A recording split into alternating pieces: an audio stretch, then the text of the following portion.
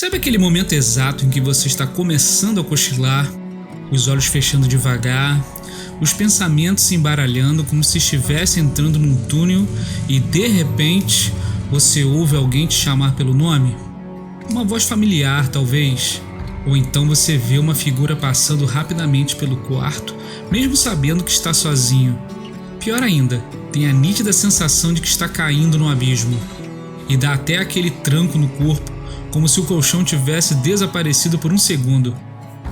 Já aconteceu de sentir que tem uma aranha andando pelo seu rosto, mas ao acender a luz não tem absolutamente nada ali? Pois é, pode respirar fundo.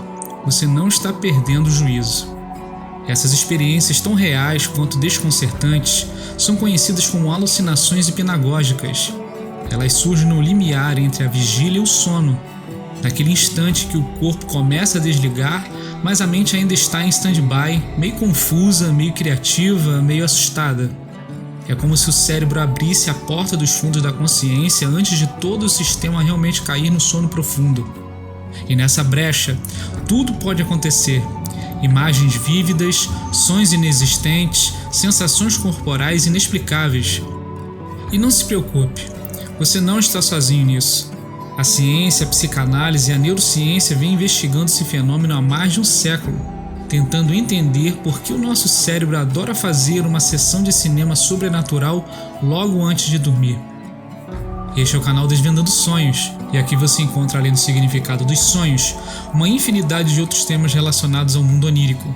Estudos no campo da ciência dos sonhos, comportamento, saúde e qualidade de vida para uma boa noite de sono. Te convido a se juntar a essa grande comunidade para aprender cada dia mais sobre a arquitetura dos sonhos, se inscrevendo neste canal. Neste vídeo, vamos abordar as alucinações hipnagógicas. Por que será que justamente quando queremos paz e descanso, a mente decide abrir as portas do mistério? Será que essas visões são apenas resquícios aleatórios ou mensagens codificadas vindas do inconsciente? O que será que o cérebro está tentando nos dizer quando transforma o simples ato de adormecer em uma experiência digna de um filme de terror? Prepare-se, estamos prestes a mergulhar num dos fenômenos mais fascinantes e um tanto desconcertantes do nosso universo interno. Seja bem-vindo ao mundo das alucinações hipnagógicas, onde o sono ainda não chegou por completo, mas a realidade já começou a se dissolver. Então, bora lá! Quem nunca levou um susto achando que alguém sussurrou seu nome no escuro só para descobrir que estava sozinho o tempo todo? As alucinações hipnagógicas ocorrem durante a delicada transição entre o estado de vigília e o início do sono, um estágio conhecido como fase hipnagógica, que marca o primeiro passo rumo aos domínios do inconsciente. Neste momento, o cérebro começa a diminuir sua atividade consciente, como quem vai apagando as luzes da casa antes de dormir. Mas diferente de um desligamento suave e ordenado, este processo pode ser uma verdadeira balbúrdia neural. É como se a mente, ao invés de simplesmente desligar, resolvesse fazer uma última festa psicodélica antes do descanso completo, dissipando impulsos elétricos desconexos, resgatando memórias aleatórias e misturando tudo com fragmentos de pensamentos e emoções. Durante esse estágio, regiões do cérebro como o córtex visual, auditivo e motor podem ser ativados de forma errática, mesmo sem estímulos reais do ambiente externo. O resultado? Sons que não existem, imagens vívidas que surgem no escuro, sensações físicas sem nenhuma causa palpável. A mente ainda não está sonhando no sentido completo, mas já começou a improvisar um espetáculo mental próprio, e às vezes assustador. É como se a imaginação, a memória e até aquele filme de terror que você viu há 5 anos, aquele que jurou ter superado, resolvessem fazer uma participação especial, sem aviso prévio, justo quando você só queria pegar no sono em paz. Particularmente, eu passo por isso todas as noites e confesso já ter de certa forma acostumado com este fenômeno, principalmente em relação às manifestações visuais. Não que eu não leve mais sustos ou que não tenha um certo grau de medo ao visualizar situações em que em fração de segundos se desfazem diante dos meus olhos. Mas já meio que acostumei a ver tudo ser criado e literalmente desmoronar na minha frente. Acredite, com o tempo você acostuma com isso, ou não. A psicologia do século XIX, ainda engatinhando na tentativa de decifrar os mistérios da mente humana, já demonstrava um certo fascínio por essas experiências noturnas tão vívidas quanto desconcertantes. Pesquisadores da época, como o francês Alfred Maury, investigavam as alucinações hipnagógicas como uma mistura de curiosidade científica e um toque de misticismo. Maury, por exemplo, foi um dos primeiros a registrar suas próprias experiências de transição entre a vigília e o sono, acreditando que certos sonhos e suas versões mais intensas, como essas alucinações, poderiam carregar mensagens ocultas ou até mesmo premonitórias. Sim, ele era daquele tipo que via um sonho com queda de pontes e já pensava em terremotos chegando. Outros pensadores da época, mergulhados no espírito romântico e no florescer da psicologia introspectiva, viam essas manifestações como verdadeiros ecos do subconsciente, imagens e sensações reprimidas vindas das profundezas da mente, tentando emergir quando a censura racional começava a cochilar. Havia a ideia de que nesses momentos limítrofes, o sujeito podia entrar em contato com camadas mais sutis e misteriosas da sua psique, um flerte ainda tímido com o que mais tarde seria a base para as grandes teorias do inconsciente. E então, claro, temos ele, Sigmund Freud, o homem que olhava para qualquer sombra na parede e via um conflito psicossexual prestes a explodir.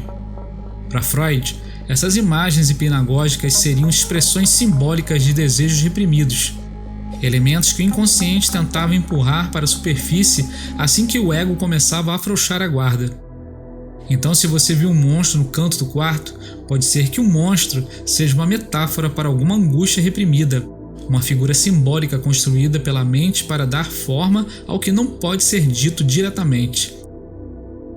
Mesmo que os métodos e interpretações dos clássicos pareçam hoje um pouco livres demais e um tanto obcecados com certos temas, eles abriram caminho para que as experiências hipnagógicas fossem levadas a sério, não como mera esquisitice do sono, mas como janela legítima para o funcionamento profundo da psique humana. Está achando esse conteúdo interessante? Aperta o joinha, deixe seu like. E o que pensa a psicanálise? Bem, para a psicanálise, especialmente nas correntes que se desenvolveram após os estudos fundadores de Freud, as alucinações hipnagógicas representam uma espécie de palco privilegiado onde o inconsciente começa a ensaiar suas falas antes que o sono profundo entre em cartaz. Freud abriu a cortina ao sugerir que o inconsciente aproveita justamente esses momentos de transição quando o ego está afrouxando a vigilância e o superego, aquele fiscal moral que vive apontando o dedo, começa a tirar um cochilo, para deixar escapar conteúdos simbólicos e até desejos reprimidos. Mas as psicanalistas que vieram depois ampliaram ainda mais essa leitura. Autores como Carl Jung, por exemplo, viam essas imagens como arquétipos do inconsciente coletivo, ou seja, formas simbólicas universais que emergem do fundo da psique humana. Não apenas frutos de experiências pessoais, mas da própria estrutura da mente compartilhada por toda a humanidade. Neste caso, aquela figura encapuzada que aparece de repente ao lado da cama pode ser menos sobre o medo do escuro da infância e mais sobre o arquétipo da sombra, simbolizando tudo aquilo que reprimimos ou não queremos reconhecer em nós mesmos. Já pensadores como Jacques Lacan preferiam ver esses momentos como falhas na linguagem, pequenos curtos-circuitos entre o real, o simbólico e o imaginário, em que a mente tenta simbolizar aquilo que não consegue plenamente representar.